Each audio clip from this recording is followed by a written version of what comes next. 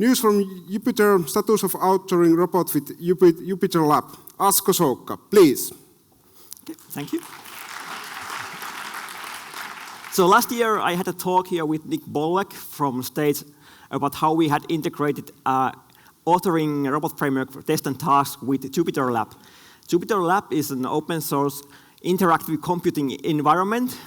We can execute code in various languages. It's very popular in scientific Python and machine learning folks. And we figured out we could use that also for authoring robot framework stuff. So little recap what it does. So the basic feature of Jupyter Lab is that you can write your code in browser. You split your code into cells, and then you can execute the cells directly in the browser. And when you reach executing cell with test cases, it will run the test case, and you will have logs and report in line. And you can open and close them. And then you can edit the test and run the test again. And when it fails, it gives the error below the cell. So because you can very fast iterate on the cells and run it many times, it should make you, already this very basic feature should make you more productive because you can iterate faster. This is a very, very basic feature of that. This is some more advanced features.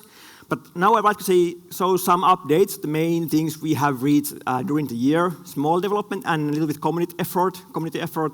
Let's see. So the main major feature on our integration by cells is we can now execute cells with keywords. So if I execute the cell with the keyword, I will display the button and input text input for each argument for the keyword. Now when I simply press this button, it executes a small robot framework test suite with the keyword.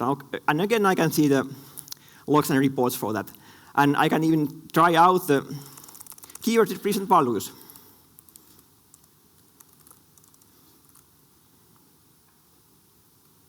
Like this. So this makes it easier to prototype on keywords because you can test the keywords immediately while you are writing them. A little more involved example for how we can integrate deeper with the inner things of the Jupyter framework. It has a feature called widgets. That was already used for the buttons, but it can also be used for more special features. So the cell above includes Python code that renders a widget, and below is a test suite that uses the value from the widgets. And now when I change the value from the widget from the browser and execute the cell again, my tests have been parameterized by the value from that widget. I don't have really clear production use cases for yet, but it makes really nice demos, especially on slides.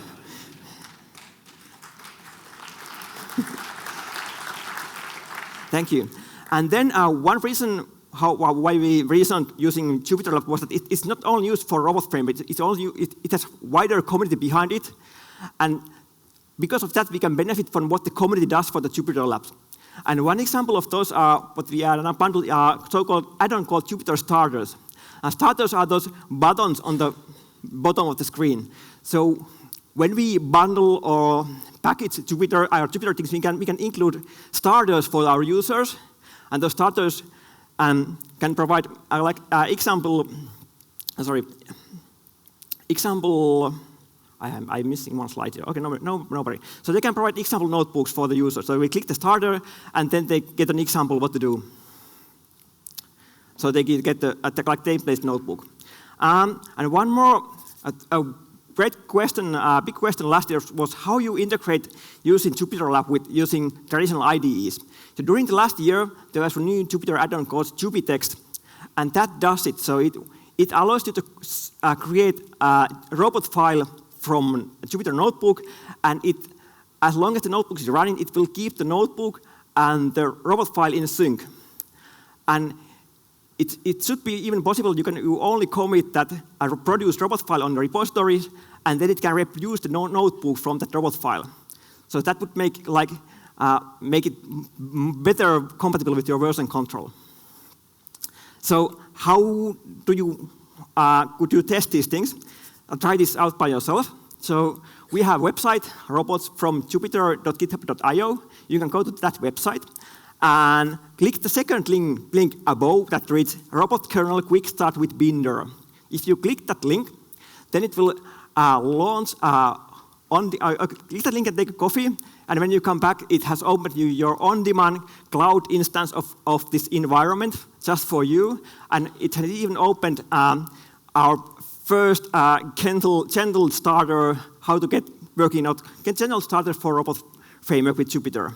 So click that link, and then it will guide you how to use this thing. Thank you. Now time for questions.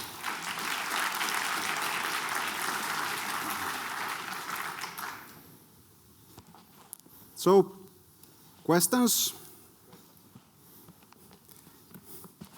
Are you at the sprints? Yes, I'm at the sprints, and my idea is to make one more button below there. One button that allows you to select different kind of templates. If you want to write the keyword, it gets different template. If you want to write Selenium test, then it gives you a different kind of template to start with. All right. Thank you very much. Thanks, Asko. Thank you.